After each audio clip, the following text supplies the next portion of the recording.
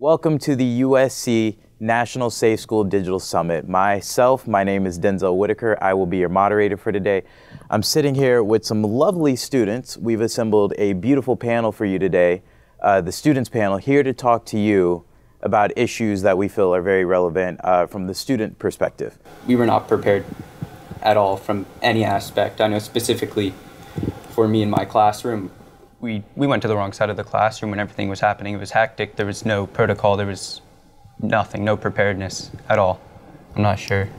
Yeah, our event was 11 years ago in 2007, and it was, for higher education, they're calling it like a watershed moment and things like that. But I would say similar. I mean, in 2007, no colleges were talking about active shooter preparedness or what to do. But I think one thing that's missing is that people don't realize that these events have been going on for a very long time, and that school violence isn't a new topic, and school shootings go way before even Columbine High School and things like that. So when new events occur, we have to honor the families, the survivors, the communities, but not always have, reactive solutions to them, but look back and learn from the Virginia Techs and the Columbines and all those previous events to bring forth kind of more community-oriented solutions to that, and not just add, guards and things like that.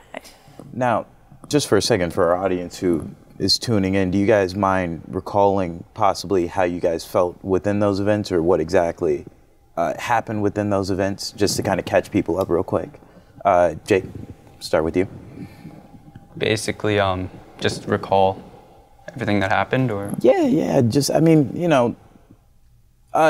with the incident happening at Stoneman Douglas, what was your experience? Obviously you can't plan for these things. Nobody goes to school that morning and think like this is about to happen. So what was running through your head at the time, and after the fact, what were the fallout results of that? I mean, people still, as was happening during the event, people were wondering, is this even real? People were saying, like, I had to tell someone this is really happening. Like, she was still under the impression that this wasn't even real. No one was ready for it. After the fact, I mean, a lot of community-oriented, like what you were saying, community-oriented togetherness. We were coming together a lot. We really didn't know what to do, how to deal with it during the fact, after the fact.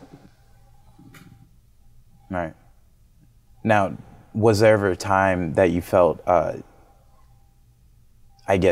afraid to go to school afterwards? Definitely in the back of my head. I mean, I went back the first day, and I think, I'm not sure exactly how accurate this was, but I think the day the school reopened was the highest attendance of the entire school year. Oh, wow. So that actually surprised me. I believe I heard that, and yeah. I mean, it was definitely in the back of my head, I'm sure. Everyone was thinking that, but absolutely. There's a more general awareness at that point. Oh, definitely. I'm sure. Kristina, do you mind retelling your experience? Yeah, no, not at all. It was in April of 2007, so it was many years ago now. I was a sophomore at Virginia Tech, and kind of like you, my friends later joked, like, we didn't think that I actually went to class, because I often would skip class back then.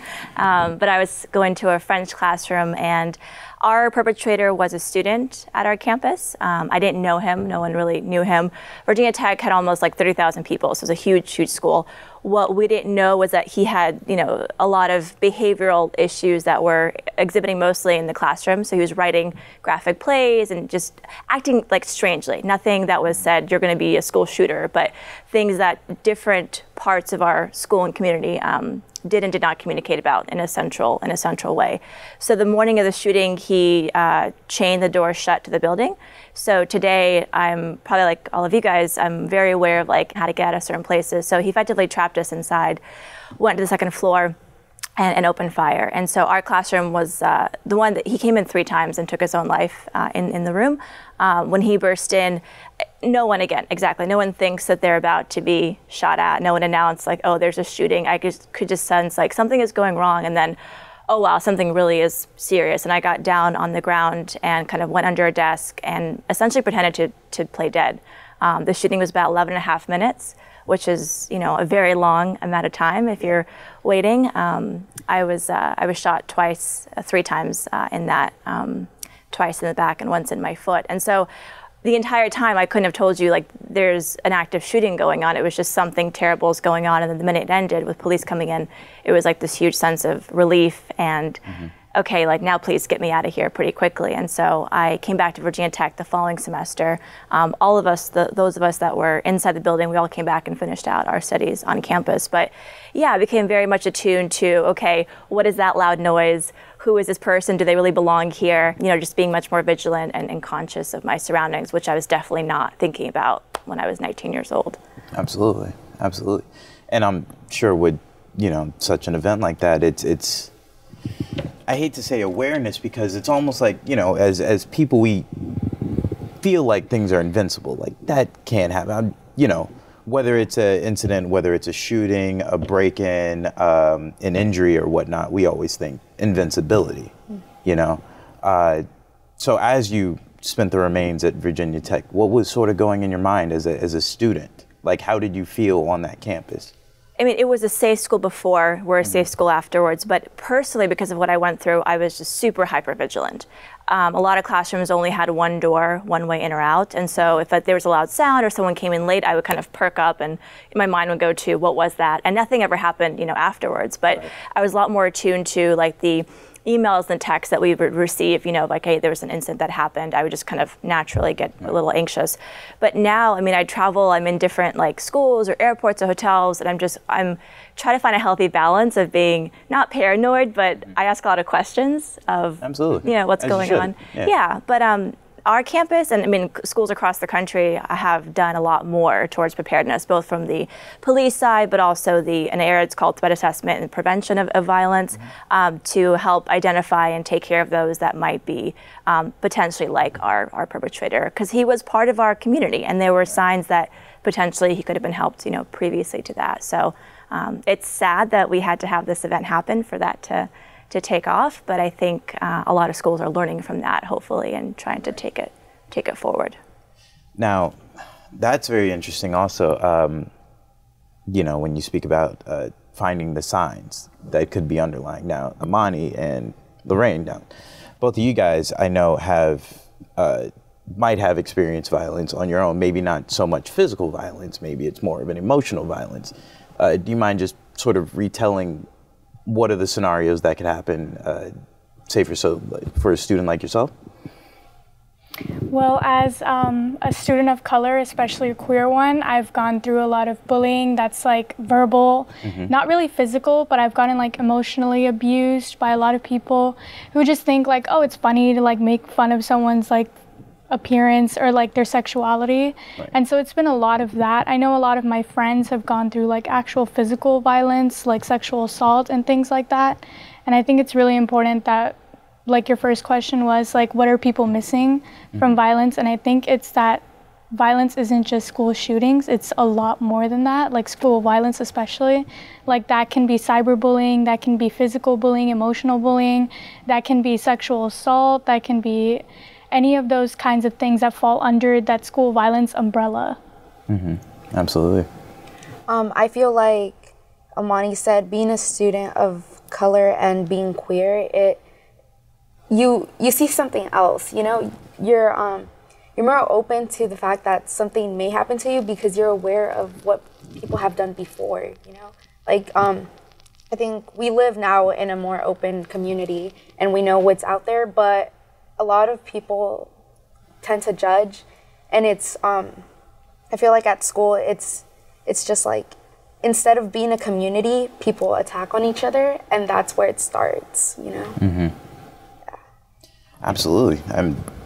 You know, I can't necessarily say there was a physical violence exhibited at my high school. You know, I went to Peninsula High over here in LA, but definitely, especially being someone of color, I've experienced the same sort of bullying, you know, whether it be because of my own skin or the collective whole of just like, you guys don't belong. You know, my school was majoritarily Caucasian and Asian. So, you know, being black, we had a table and that was all. We called it Little Africa, and as a joke, that's what we identified as, but it was also like when, you know, racial slurs get spray painted on your gym, you know, that is a mental thing. And sometimes the physical act is a byproduct of the mental abuse, you know? So I guess here's the thing, and Kristina, I know you have an organization that, you know, deals with prevention. How do we notice these signs and how do we start to prevent them? I think the first thing is understanding that it's our personal responsibility to speak up and not to be shy about that, and to know that when you see something, and there's no profile of, and I completely agree with you, it's so much more than school shootings. I mean, and schools are safe places, even though we hear about this happening in the media pretty often. There's no profile of a school shooter, right? There's just certain behavioral aspects they all have in common. But it's that first sense of like, that gut feeling of like, this is not right? That behavior, whatever you're doing, however you're acting, like something is going on. That's when we need to share that with a teacher or a school resource officer or a principal, whoever you trust in that school. And one thing I always tell students is, or even parents is, you know, if you feel like you haven't been heard, keep going, like write that down, because unless you identify and get that person help, it's going to keep growing and escalating. And most likely there could be very benign things going on. Their parents could be going through a divorce, financial issues, like they're not actually dangerous, but they don't know how to ask for help.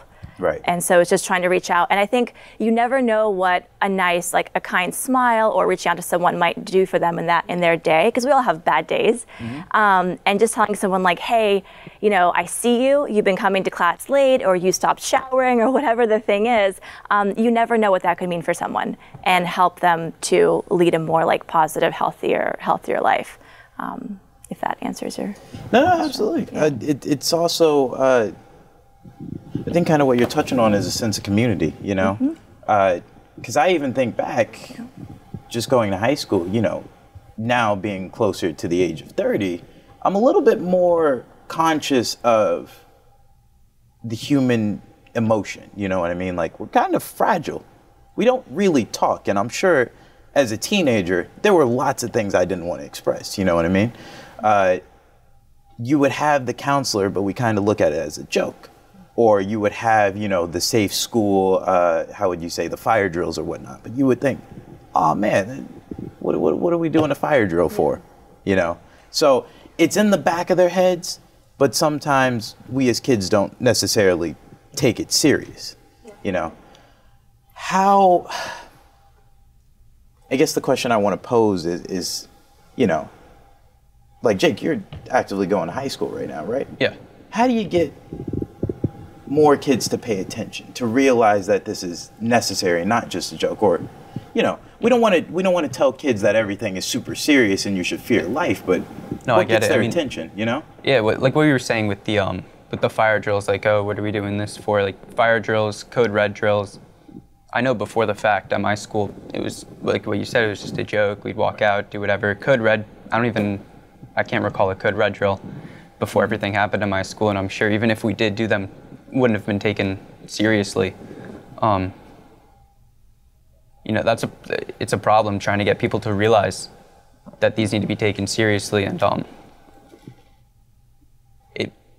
it will save lives. I mean, taking these things seriously, I know in my personal experience, if we had done a code red drill, we would have known what to do in that situation. We would have been more time sensitive. We would have known not everyone can fit in this part of the room in this X amount of time.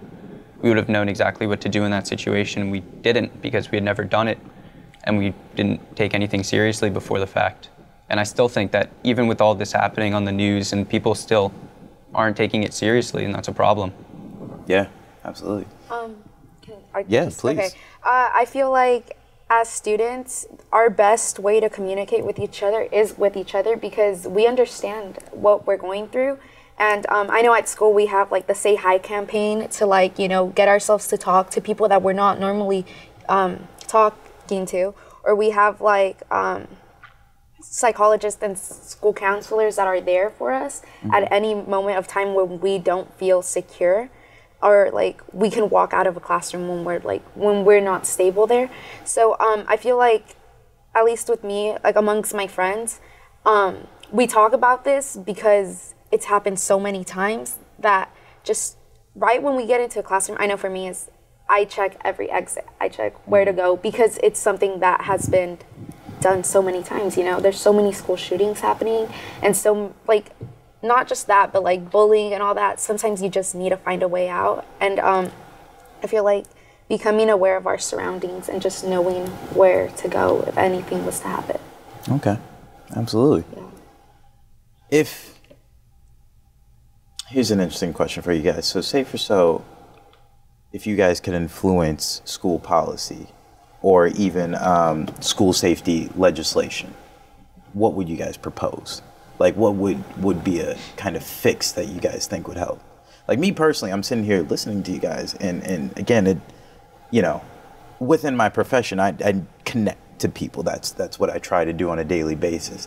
I would love to see, because I don't remember this being in my high school, I would love to see some sort of a program with the kids where if it's like, we have somebody with a little bit more charisma or who a little bit more outspoken, or like you said, the Say Hi program, getting like a community of students together who are going to be those influential leaders who aren't afraid to go up to the kid who doesn't necessarily know what to say or even how to engage.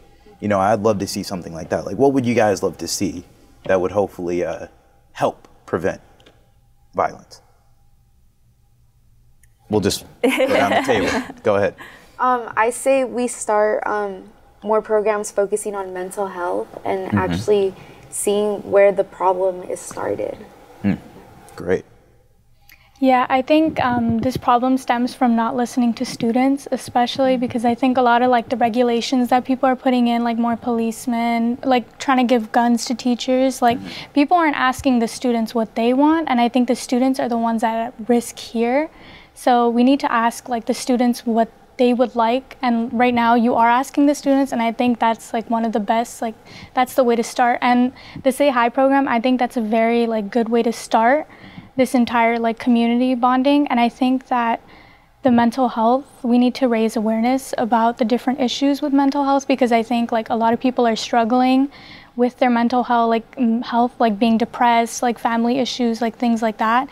And I think we need to start programs where it's we're not outing you, but we're also giving you a space where you can just share your feelings or just share your thoughts or not say anything and just sit there, and have a community there with you that will share this safe space with you. Absolutely, yeah. Those are great, both great points. And I'll just add on to the mental health piece. It is about lowering the stigma of mental health and talking about that. But in a school setting, I think it's also really important about funding it. So how many counselors are actually in the school after there's tragic events, whether it's a shooting or a tornado, whatever, they might have an extra grant for one person to come in for 8 months. But issues go on for years after that person leaves, and they have so many thousands of other things to, children or students to think about. So I think it's more to look at, okay, so you value this, how much do you put in for a school resource officer or counselors? From a legislation aspect, I would say training for teachers and education for them on what to be aware of. So trauma-informed training. Students walk into schools with a lot of back history of things and going, whether it's school shootings, whatever else, how do they recognize that and get them help and put them towards resources like counselors, whatever else it is. Right now, principals don't have to have any education in school safety to become a principal. How do we help reinforce their training and honestly, just fund their work versus funding arming teachers and students and things like that. But give them money for a counselor, give them money to do better drills, give them money to support students that want to do an anti-mental health stigma campaign. That's where you're going to see more results, I think, to some degree. A more direct approach on the security side of things, actual perimeter protection. I know at my school, 8 months after the fact, we still don't have anything, nothing's being enforced. We have perimeter protection, as in guards, when we walk in, they check our ID badges. I've walked in multiple times forgetting my ID badge and they say nothing. I walk right into school, anyone can walk in still. Yeah. 8 months after the fact, they've tried, but nothing's being enforced. They're putting rules in place, and I think that's a big problem, is the false sense of security that they're trying to give with these guards. And I've walked around school and they don't say anything to me. If I'm somewhere, if I have to go talk to a teacher, they should say something. Nothing. If I'm walking in the wrong area or walking into school with an extra bag that should be checked, I walk right past them, they don't say anything, and I walk in like a normal student, I don't try and avoid anything, they don't say anything. It's pointless protection, So, here's an interesting question. following up into that, because we talk about, you know, arming teachers, for instance, or even if we were to talk about like metal detectors, if we were to talk about, you know, like maybe armed security guards, whatever it may be, like, what is the fine balance between feeling imprisoned as a student or having enough trust as students, you know? Like, what is that balance? Like, do you guys feel safer with the measures in there? What's the line, you know? I think it's case by case for the community. Yeah. Because as Jake's talking about, like, he can see it, but he doesn't feel like they're doing due diligence and properly following up.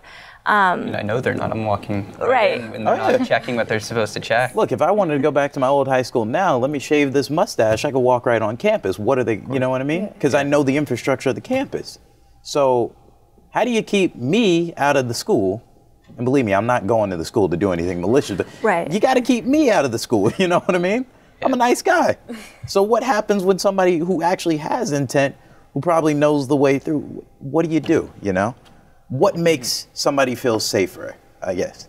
I think it's culture. I think it's training and having open discussions with the entire school of saying, like, yes, we have a security guard or a school resource officer, whoever, but this is not only their job, and that we're all responsible for this. And so if you're a teacher walking past that student that graduated 5 years ago, you should be like, hey, welcome back. But you should also ask, you know, what are you doing here? and if that teacher happens to know that maybe they had a past or something that might just be, you know, an issue, maybe they should like, hey, you know, principal, did you see so-and-so was here? Because what if that person says, oh yeah, we've seen them in the parking lot lately, just sitting in their car, right? Does that not motivate you to like ask more questions about why you're really coming back to that space? And so I think it's a balance of, yes, you can invest in all of the beautiful locks and doors and all these things, but if you have a teacher or a school secretary who doesn't ask for an ID and lets you walk in, you've now, you know, invalidated that entire system. So eyes and ears and hearts and believing that it's everyone's responsibility to keep that place safe and to be brave and to speak up. I think that's like the right balance, because yeah, it's, if you really want to get into that space, you'll be able to find a way. That's like the hard reality of this, because you probably are a student there or you're a parent there or something like that. And they practice and they try to make sure they'll be successful in that, you know, final time. So it's going to take the people inside of that, I think, to really reinforce the safety of that school. Yeah, what you were saying about a fine line between what people feel imprisoned or people feel safe in their school. Mm-hmm. It's difficult. What I've noticed is people have different opinions on what makes them feel safe and what they're okay with and what they're not okay with. Mm-hmm. So it's a difficult task to take on, to make people feel safe, but not too much, right, to make them feel imprisoned where they're going to school. So here's a question. How many checkpoints are safe or so in your school? How many entry points would you say? Currently, I think there's 4 currently. 4. One of them's a locked door in the office. Okay, fair enough. So 4 entry points, and you say they're guarded? Before, right, it was a completely open campus. Right. Okay, interesting. And then Virginia Tech, it's an open campus. It's an open campus. It's quite massive, yeah. Now they lock some of the dormitories. You have to have a student ID to get in, but I mean, often, even when as a student, I'll like, yeah, come in behind me, like you don't check, you know, IDs. It's like an apartment building. Mm-hmm. Yeah. Yeah. People just sneak in right behind you. Exactly. Yeah. Cleveland? It's like kind of open, but they lock down some of the gates sometimes just because. Mm-hmm. So it's like 4 entrances usually, like by the pool, 2 in the front, and then 1 on the side. Yeah, and then towards the main office, there's always people there that are there to check you in and like, you know, give you like a visitor's pass. You know? Mm-hmm. Okay. So. Yeah. Interesting.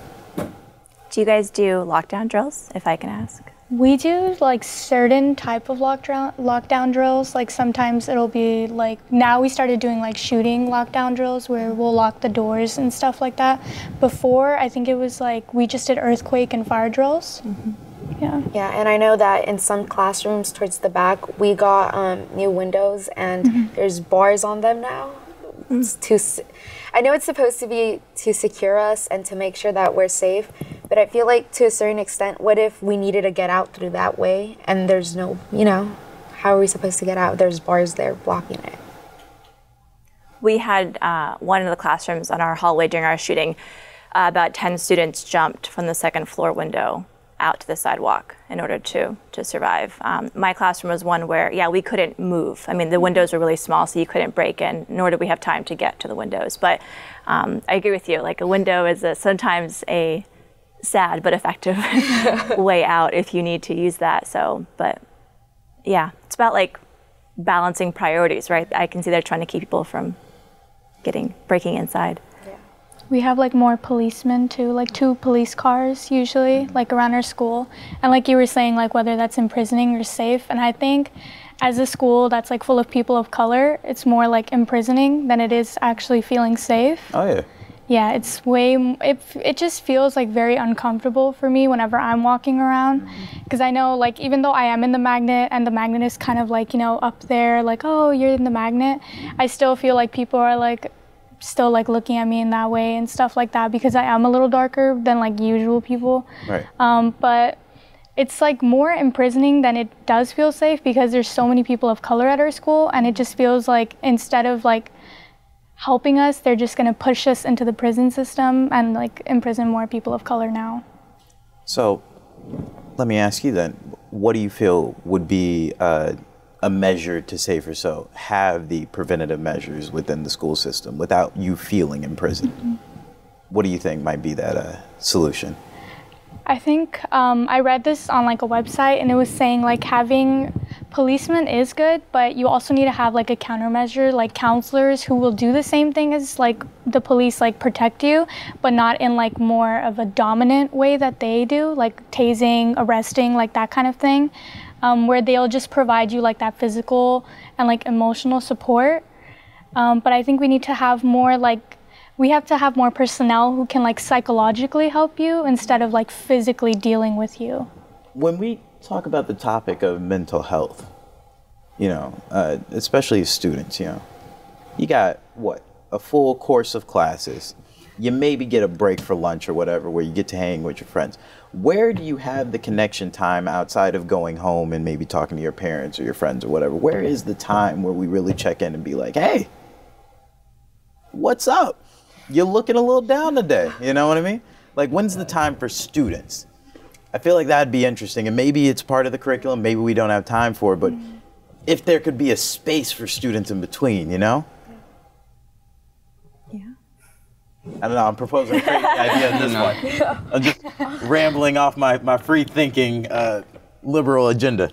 No, I think that would definitely help. Because I know, like, 9th grade, I was so depressed. Like, depressed teenager mode. Like, I was so angsty. I was, like, that teen in 9th grade. And I was, like, hit with senioritis before senior year. And it was, like, it was pretty bad. And I think, like, having a class like that, or just having, like a small community or like a club like that would have helped so much. I know 12th grade year, I'm a senior now, and there's a club like for mental health awareness, and I feel like if I had that in 9th grade, I would have been like not as bad as I was like these past years. Right. Yeah. Or like Amani said, there is outlets. During certain clubs, I feel like if you get attached to a certain teacher, I know that when I'm feeling down or depressed or anything, I go to my favorite teacher and I tell her like everything, and she'll either like recommend me to like the school psychologist, or she'll like try to reach out in whatever way she can. But like Christine said, our teachers aren't, you know, prepared for that. They don't know what to do in that situation. Absolutely. Yeah. So just raising more awareness and getting teachers more fundings to actually learn what's going on and how to help us out. And some do better than others, I'm sure. Like, I'm sure it depends on their own experiences and their backgrounds. But yeah, I didn't go to counseling, and I waited about 8 months until after our shooting, and I didn't seek anything in high school. I probably should have. But yeah, it's like anxiety, depression, like we all go through that. Those are very normal feelings and behaviors, and now I'm in the belief of like we all deserve to like check in with someone at like different points in our lives, and you don't need to experience something hugely traumatic in order to do that. Because I think one thing I've learned is after our shooting, a lot of like people around me, they want us to feel quickly kind of get over it. Like, I don't know if you've ever been asked, you know, so when did you get over it? It's like you are never gonna get over or forget about the bullying or the inappropriate remark that was said to you or how you felt at the cafeteria, and that's okay. But how do you think about that now positively? And I think that's what a really good therapist or counselor can help you with, is like normalize that and not make you feel alone. So. Let's talk about technology, help and detriment, you know what I mean? Because everybody's got phones now. Like, I don't mean to sound dated, but when I was going to school, it was a privilege to have a phone, and you know what I mean? Now all of a sudden everybody's got them, way younger than myself. What can we do? First of all, Jake, answer this for me. Or, you know, Amani, Laraine, you could either answer this as well. Like, what's the policy on phones? Everybody's got a phone now. Are they being used? Obviously, guys are sneaking As texts. in school? Yeah. Oh, I mean, I think it's it depends on the teacher. Yeah, we're allowed to have it out. But the world's more... Most classes, yeah. It's a different world now. You know what I mean? Like, everybody's got access. And we don't just got access to our friends who may be sitting across the table from us. We got access to our friends in other buildings. We got friends to access to friends who are in other states across the world. So even when we open the topic of mental health, now all of a sudden it's so much bigger because the access is bigger. You know, when I was going to school, my access wasn't that big. I only had to worry about the kid I was sitting across from, or either if I got out of class, who I had to deal with. You know what I mean? Now it's much, much bigger, and I feel like that increases the pressure. Maybe, but it also kind of opens up the floodgates for somebody to find a community where they feel accepted, so they don't feel so alone. So I guess what I'm proposing is how do we use technology for the better, and how do we prevent the worst from happening? I mean, social media is dangerous. Yeah. I mean, personally, I see it being used more negatively than positively. Yeah. And it's difficult to contain that and control that. I mean, there's a lot of positives coming out of it. You can, again, like you were saying, like you can connect with people. That's a positive as well as a negative thing.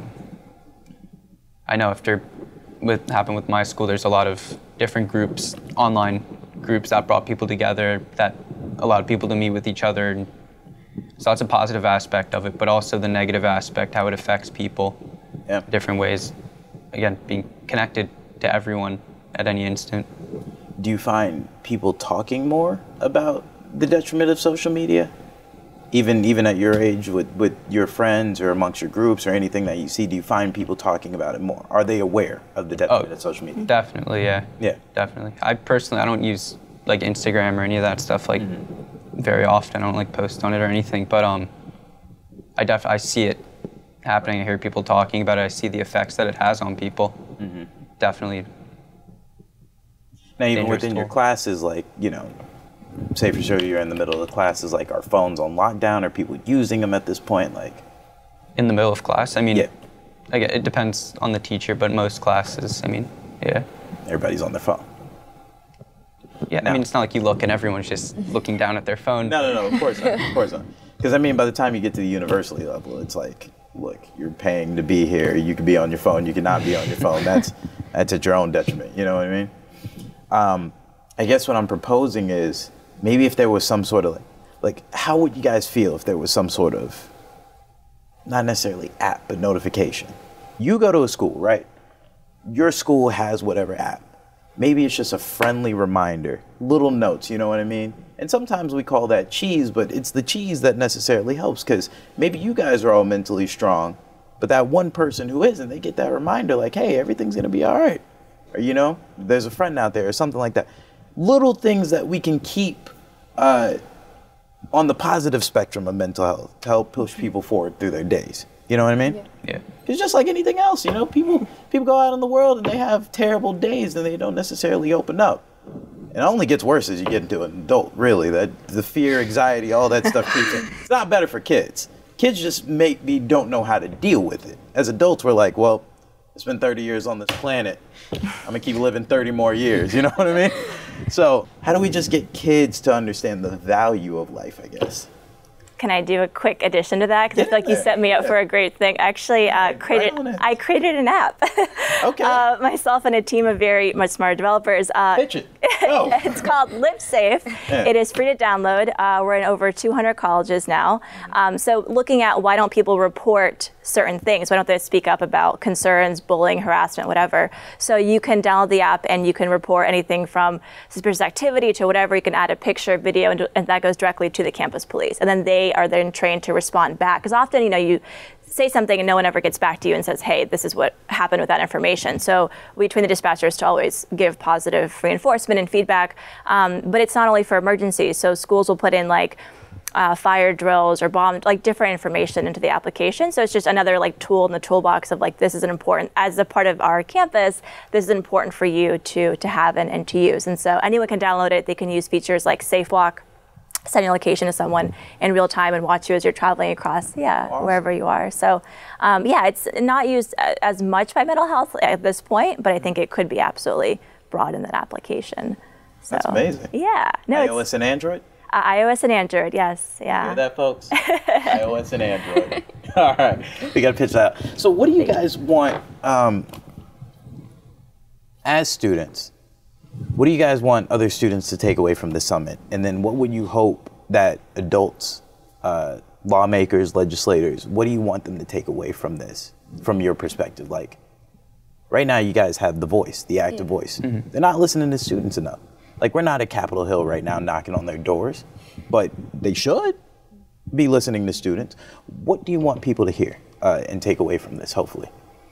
I feel like I want people to know that we are the future generation. We are going to make change. And I think that as long as everyone puts in their part and make sure to make communities safe and know that you have a voice and you can use it, like go out and vote for whoever you want, like go out and be able to use your voice, because although we're teens and we're like youth and people don't really pay attention to us, if we're together, they have to pay attention. They just can't ignore us. Yeah. So just to know that you have a voice and you can use it. I think people have to understand, like, we're not going to stop. Like, just because we had like the March for Our Lives, we're not going to stop here, because obviously like nothing's being done. People are still saying like, oh yeah, let's arm teachers, or let's put like clear looking backpacks and like more measures into schools. People aren't actually trying to put in legislation to protect students. Mm-hmm. And I think people need to understand, like, we're not going to stop here. We're going to keep going and we're going to keep advocating for more change. And if you don't give us the change, we are going to fight back. That's very powerful, yeah. I would say, as students, as parents, whoever you are in the community, to actively educate yourself and to always keep asking, what are you doing to help prevent this violence? So how do I report something? What do you do with that information? Where does it go? What is the process for managing that threat? Virginia became the first state after our shooting to mandate threat assessment teams in all schools, K-12 and higher education. Other states are picking up on that as well. But things can be done to prevent, to mitigate. And so with like full force to know what those policies are and to make sure that they're being acted upon and educated to the community, so that everyone knows that, oh, we go here, or there's an anonymous tip line or an app or a phone or a Google Doc sheet, whatever it is, that they seek that out and that they ask that. And even when they actually then go get jobs. So companies have these teams as well. So to never stop pushing for safety and security for your own self. Yeah, I mean, exactly that. People need to take it more seriously. Like what she was saying, there's so much stuff that people can do, and I don't see people doing that. People realize the problem, they're listening, but they're not doing anything about it. They're not acting upon it, taking it seriously. Like, there's rules put in place or whatever, but it needs to be enforced. People need to actually take action upon this, and no one's really doing that by what I can see. No, I agree with you. Like, trust me, legislation moves slow, and it only moves in the best interest of the dollar. You know what I mean? So I don't necessarily have the best answer for you guys. I guess for me personally, like, it all falls back on a sense of community. You know, I don't feel safe unless my community feels safe. Whether it was going to school, whether it's being as an adult. Like, I recently had a break-in at my home, and there is that there's that sense of vulnerability that's placed until the community rises together. Now, there shouldn't be an act of violence for us to feel like we are together. You know what I mean? And maybe it's me just being a little bit more, we are the world, but we are the world. You know what I mean? Like, I guess for me personally, if I were to speak on this issue, I want people to be more people. You know what I mean? Like, I want us to understand, like, You bleed the same way I bleed, the same way, blah, blah, blah, you bleed. You know what I mean? Like, we're all together within this. That's what I would hopefully want to change. Now, in terms of legislation, I don't know what makes people feel safe or unsafe. You know what I mean? If I had to speak on this. If I went to school and there were, you know, bars on the windows or metal detectors, I don't know if I would necessarily feel safe. Probably a key card I would feel safe, but then I'm now thinking about what happens when students want to ditch school, whatever. You know what I mean? Because they're always going to find the holes. Have you, sorry to jump in, have you voiced this? Like, do you envision a world where you can go to whoever leads safety and security at your school and say, hey, here's how we feel about the bars? Maybe they can't remove them, right, depending, but at least you have a better sense of understanding of their thinking around that, like why it's placed there. No, actually, I've never, I mean, I've talked to like some teachers as to why, and they're like, oh, well, you know, security measures and all of this, but I've never actually like, you know, gone to like the principal or like to the main office and had a discussion about it. Yeah, I think it's kind of like that sense, like where we don't feel like our voice is being heard, or where we kind of are like, oh, they're not going to take us seriously, or like, oh, they'll listen to us like this one time, but they won't really do anything about it. Because I think that happens like a lot with students, and so I think now everyone's just like, whatever, it's the way it is. Mm. So they're just not listening enough to the students. Yeah. So there's lack of trust with the students. Well, that's another thing that's got to be. Listen, guys, you got to listen to your students. I mean, we're not just there to eat, breathe, and learn. We, you know, have an opinion. You guys are the future. You know what I mean? So that's another thing I guess I would put in place, legislation-wise, is obviously listening more to the students. And knowing when's the right time to listen to the students, obviously. You know. One thing we haven't touched upon too is parents. So if like more of the students and their parents start to write letters and go to the school board meetings or to make that known, I mean that can be a forcing motivator for someone to take that more seriously. I mean that's how I think, aside from a tragedy occurring, that's what's going to get the funding for whatever increased security or whatever the issue is. And I would just say, like, don't give up and keep going, because hopefully they do care. They're probably just overworked and have a lot of other, there's usually one person, if that, in a school who takes care of facilities, the emergency planning, and all of that. So it's like you have to elevate that to them. But it might make you feel safer as well, all of us, if you know, like, oh, why is that door always locked? Or why is it, do you feel like that security guard doesn't really take, lets me walk through? Yeah. I don't know. I think they need to be held accountable just as much as we do for different things. So. Absolutely. I mean, the 3 pillars of the development of a child, you got your parent, you got your institution, and obviously your community. It's interesting. I know your father came today, right? Now, how instrumental has your father been post incident to sort of helping within the community or helping get a voice heard?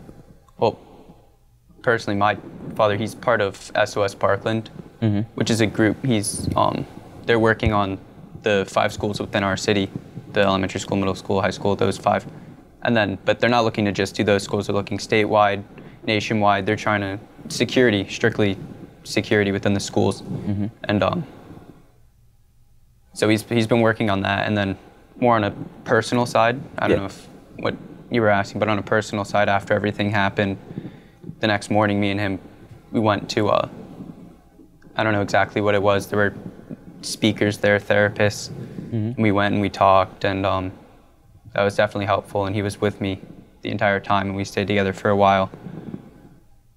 So after that short period, he started to take action. Now let me ask you this. Did you feel like your voice was heard more with your father's representation, or did you feel like you could actively do the same thing maybe prior to the incident? You yourself, if you had a problem and you wanted to speak up. Prior to the fact, I probably wouldn't have known where to go, even like if I had a problem myself, I don't know where to find the school counselor or whatever, or really? if I found something unusual, I wouldn't know who to report to. I mean, now I know about this application that I could use, but I wouldn't have known where to report any problems that I encountered or anything I saw that looked off before the fact. Wow, interesting. And you said this happened in what year? This year in February. No, I mean, like how you've been going to the school, like what would it be, your junior, your sophomore year? Senior year. Your senior year. It's my senior year now. Right. So that many years within school and you didn't know where to report to like that, you know, obviously in itself, again, we're not informing our students. And I feel like even if I knew who to report to, I don't know where that information would be taken or who would hear it afterwards. In our specific situation with the incident who performed the act, there were a lot of accounts from different people saying there's something wrong with this person. We know like something could happen, and there were countless reports to the police, the school, and nothing happened. Like he wasn't even allowed on campus with a backpack anymore. People knew. But the information was just mishandled and no one knew where to put it and nothing was stopped.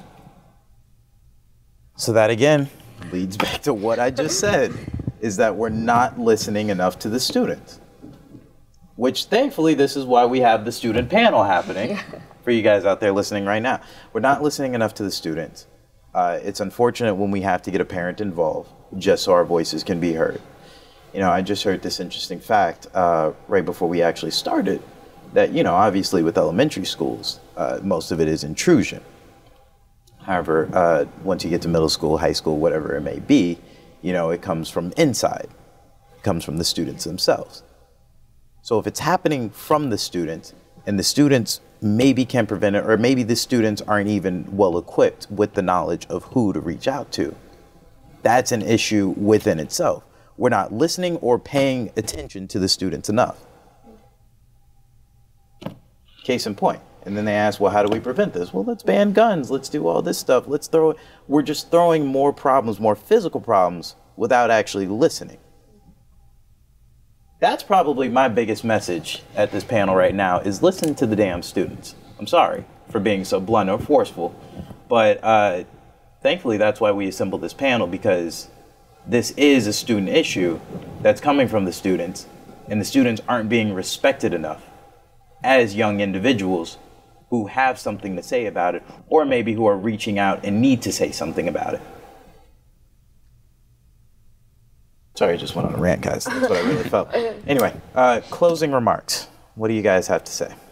I feel like this doesn't just have to stay here. This needs to expand and we need to grow, because I mean, I know this is nationwide and I know this is like probably on a lot of screens, but this doesn't just stay here. We as students and as you guys, you know, setting a platform for young individuals to talk and actually say their opinions on this, because we don't get enough time doing these stuff because we don't have a vote or because, you know, our voice isn't really heard. I feel like just giving a platform for students to talk and be more aware of our surroundings. Absolutely. I think definitely listening more to the students is important, because right now no one is listening to the students. That's why we're marching. That's why we're here at this panel, because if we were being heard, this would have been like an issue in the past. And I think that we need to start programs, or lawmakers just have to listen to us. I'm kind of just over it at this point, where I'm like, what do we need to do to get you to listen to us? Like, do we have to put out more personal experiences of like being at school shootings? Like, is that what it's going to take? And I think we just need to have more platforms, as Laraine said, for everyone to speak their experiences, whether it be a school shooting, whether it be sexual assault, or whether it be like bullying, cyberbullying, physical bullying. I think we just need to have a platform for people to speak, especially students.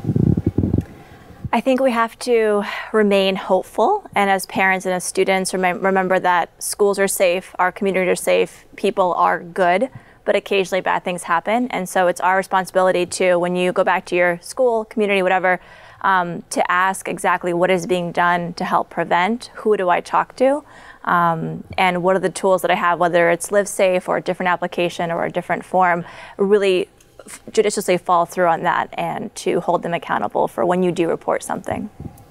Yeah, I mean, just take it more seriously in general. People need to realize this can happen. What can I do to help prevent this from happening in the future? And just take it more seriously. Realize this is a real problem. This can happen to me. It's not just on the news.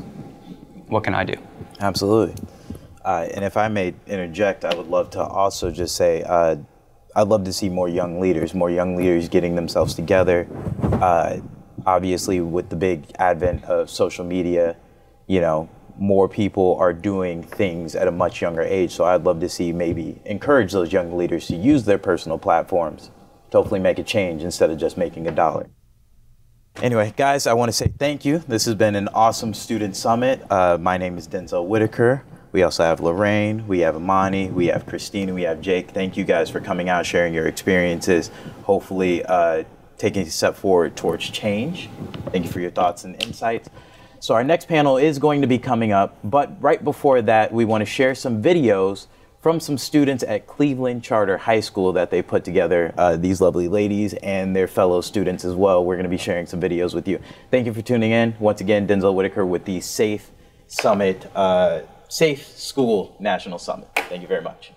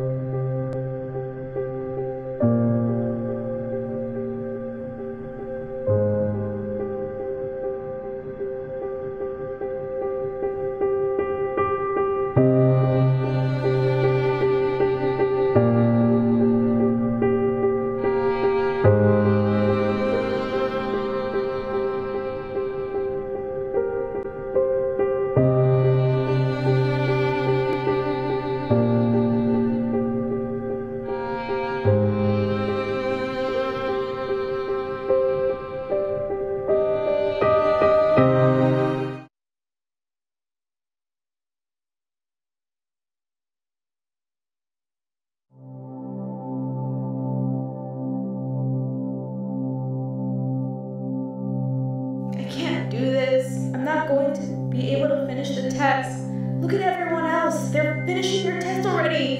I'm going to fail. I'm not going to make it anywhere.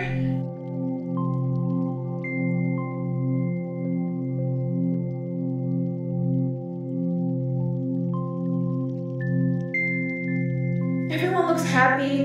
They all probably got good grades. I know I failed. I didn't understand what's going on. You are useless. You can't do anything. You won't amount to anything.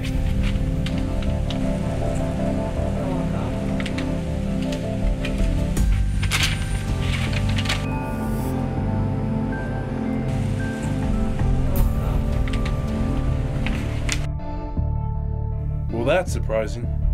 How did you do it? Cheat off a test or something? No, I worked hard. I got myself together. You never had hope for me, so now I'm going to college.